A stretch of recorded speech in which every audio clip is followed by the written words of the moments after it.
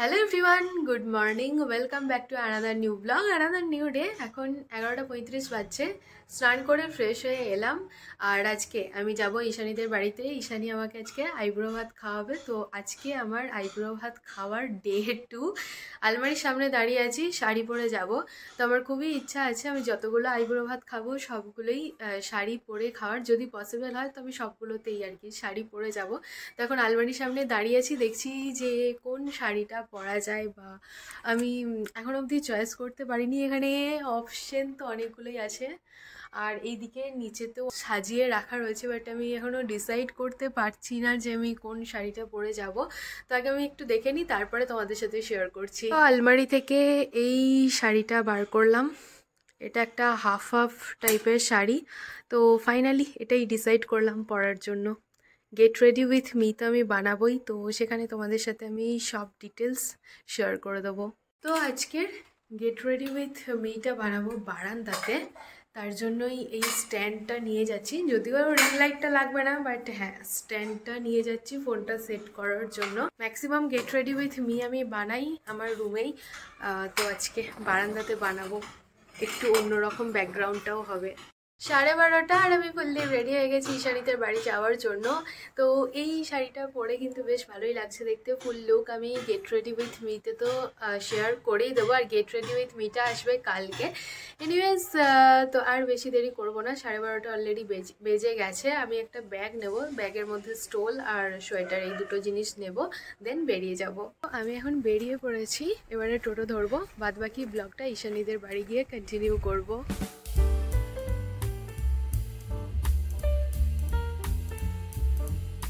চলে এসেছি এখন ঈশানীদের পাড়ায়, আর এই দেখো এখানে ঈশানী রয়েছে। ও নিজে রেডি হয়নি আর আমাকে 10 বার ফোন করছে যে কখন আসবি। আমার তো আর আইবুড়ো ভাত না রে বাবা, আমি রেডি হব। যাই হোক, তো নিজে এখনো রেডি হয়নি। আমি শুধু কানেরটা পরবো, তাহলেই হয়ে যাবে কানটা।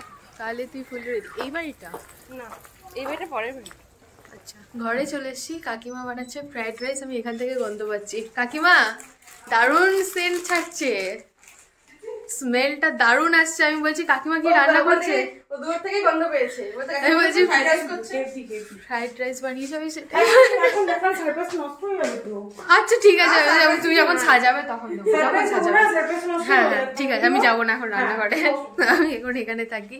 এখন এই হারটা পরলাম। ঈশানী আর কাকিমা দুজনেই আমাকে বলছে যে তোর গলাটা খুব খালি খালি লাগছে। দেন ঈশানী বললে তাহলে আমার কাছে একটা হার আছে, ওটাই পরে নে। তাই এই হারটা ঈশানী আমাকে পরিয়ে দিয়েছে। আমার জমে না, আমার মাই জমিয়ে দেয়। আমারও তাই, আমি তো মানে কি বলবো, ইন্ট্রোভার্ট পার্সন। আমার সঙ্গে যেই কথা বলে সেই বলে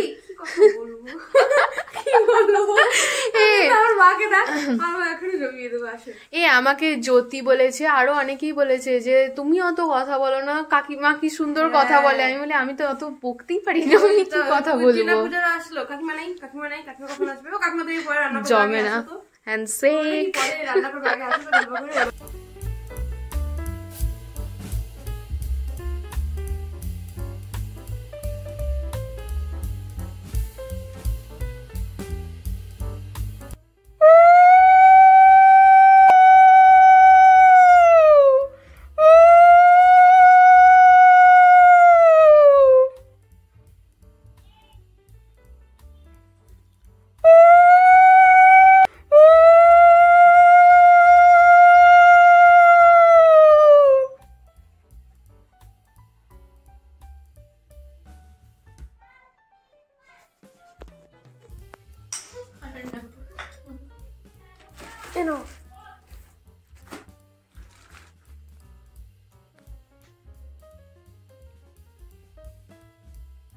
মিষ্টিটা দিয়ে দাও মুখে,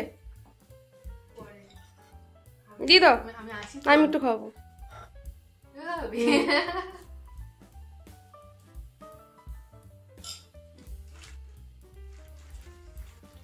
থ্যাংক ইউ।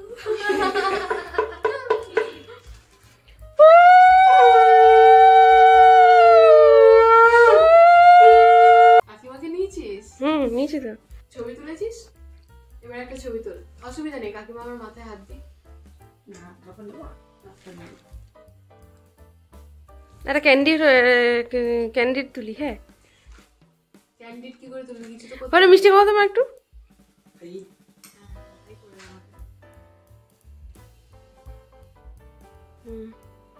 এই যে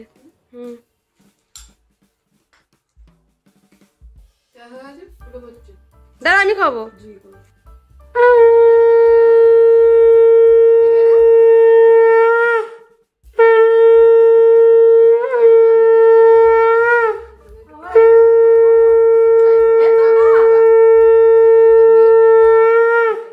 ফোটাতেই হবে, আমি তোদের সবার বিয়ের ফুল ফুটিয়ে ছাড়বো, অর্পিতাকে বলেছি, তোকেও বলেছি।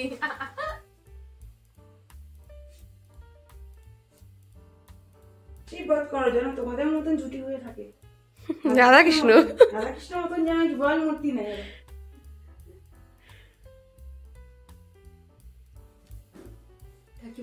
কাকিমার কি কি ঠাকুর আছে দেখি রে?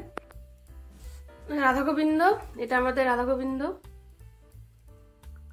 সব শীতে পরে আছে পোশাক।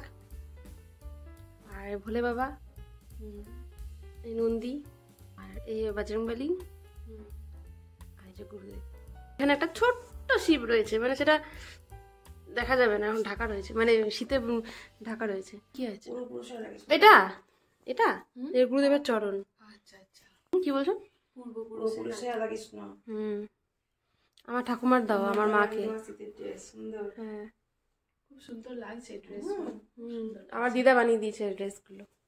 এখন রাস্তায় দাঁড়িয়ে দাঁড়িয়ে কিছুক্ষণ ফটোশ্যুট করলাম, যাচ্ছি এবারে ঘরের ভিতরে। তো কাকিমা এখানে পাঁপড় ভাজছে, আর এদিকে আমাকে সাজিয়ে গুজিয়ে খেতেও দিয়ে দিয়েছে। তো ঈশানী বলে দে কি কি আছে। চিকেন স্প্রিং রোল, আচ্ছা, এটা কি সস, স্যালাড, ফ্রাইড রাইস, এটা চিকেন দো পেঁয়াজা, চাটনি, পাঁপড়, মিষ্টি, দই। এত কিছু তাই কর, তোরাই গুঁড়ো মাত্র না হয় আজই হয়ে যাক। আরেকটা জিনিস হচ্ছে চিত্রবর্ণার এর জন্য স্পেশাল চাটনি, কাজুওয়ালা চাটনি, আর আমাদের কাজু ছাড়া চাটনি। মতলব কুচি ভি ইয়ার। তুই এতে ঝামেলা কেন করছিস? এই বললি খেতে দাও, না হলে আমি ওখান থেকে ভাগ বসাবো। তুই বসে পড়, আমার অসুবিধা নেই। A few moments later. এক গামলা পাঁপড় ভাজছিস, সারাদিনের মধ্যে এই কাজটাই তুই শুধু করেছিস, আর তো কিছু করিস না। কি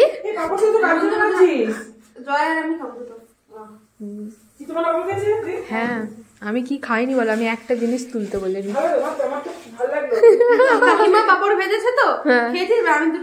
না আর পারবো না, কি তুই আমাকে কি ভাবছিস বলতো। তো আমাদের সবার খাওয়া দাওয়া তো কমপ্লিট হয়ে গেছে, কাকিমা এবারে পান সাজতে বসেছে। তো কি কি দিয়ে পান বানাচ্ছে সেটাই তোমাদের সাথে শেয়ার করব। পানের উপরে চুন দিয়েছে, আর কি দিলে? এটা মশলা, জোয়ান ভাজা, হ্যাঁ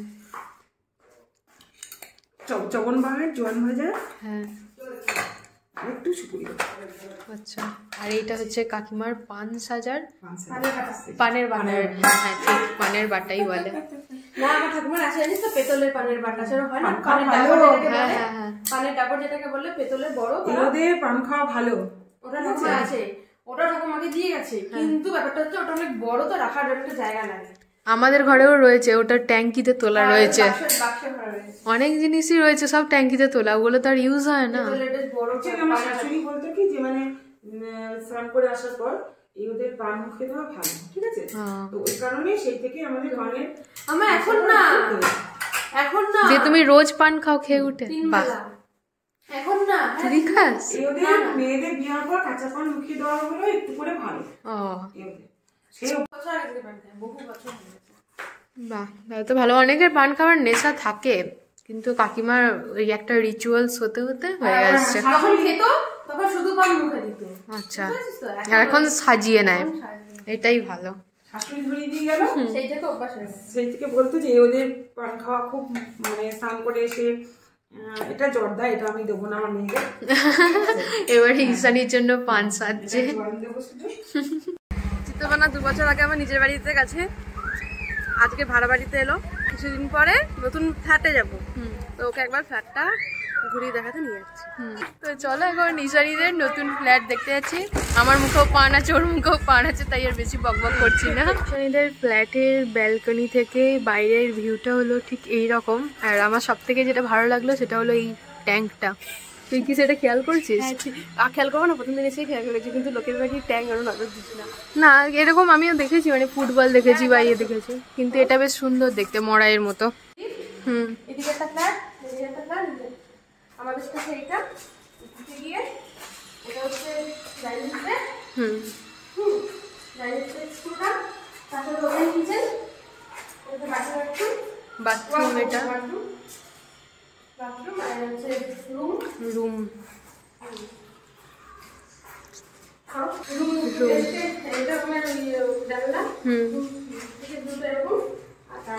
এই এতটা উপর থেকে ভিউটা দারুণ লাগবে। ওপেন কিচেন, আমি বলছি রুমতে জানলার ভিউটা খুব ভালো লাগবে। এখনো কাজ বাকি আছে অনেক, এগুলো বসানো হয়ে গেছে। আর কিচেনের বাইরেই ব্যালকনি, এখান থেকেই দেখাচ্ছিলাম যে ভিউটা খুব ভালো লাগছে। এখন কাজ বলতে লিফটটা চালু হওয়া বাকি, লিফটটা বসে গেছে, চালু হওয়া বাকি রয়েছে। আর ইলেকট্রিক লাইনটা ঢুকবে, ইলেকট্রিক লাইন। আর তারপরে ফ্ল্যাট হ্যান্ডওভার দিয়ে দেবে, নেক্সট মান্থেই দিয়ে দেবে বলছে ওরা। এখন এলাম ঈশানীদের ফ্ল্যাটের ছাদে। এখান থেকে আমার আর নামতে ইচ্ছা করছে না, আর এত ভালো হাওয়া দিচ্ছে, ঠান্ডা ঠান্ডা, কি বলবো। তাহলে একদিন পিকনিক করবো। হ্যাঁ, করলেই আর না করার কি আছে। আর এদিকে জয়দা দাঁড়িয়ে আছে, আর এই দেখো ঘুড়ি উঠছে। জয়দা এখন দেখছে যে কোনখান থেকে ভালো ঘুড়ি ওড়াতে পারবে। বন্ধু জোগাড় করতে, পার্টনার জোগাড় করতেছে। এই শোন, এখন পিকনিক করবো না, জানিস তো আমার একটা বন্ধুর বিয়ে আছে, এখন এই ছাদের মধ্যে পিকনিক করলে আমার মুখে টেনশন লাগে। ও বাবা, ও বাবা। ঈশানীদের বাড়ি চলে এসেছি, আর ঈশানী আমাকে একটা গিফট দিয়েছে, তো এই গিফটটাই আমি এখন আনবক্সিং করব।